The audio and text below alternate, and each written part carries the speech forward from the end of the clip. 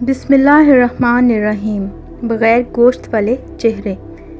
حدیث میں ہے کہ نبی کریم صلی اللہ علیہ وسلم نے فرمایا کہ اللہ تعالیٰ میری امت میں سے 10 طرح کے افراد پر قیامت کے دن اظہار ناراضگی فرمائے گا اور ان کو جہنم میں ڈال دینے کا حکم فرمائے گا، اور ان کے جو چہرے ہوں گے وہ بغیر گوشت کے ہوں گے۔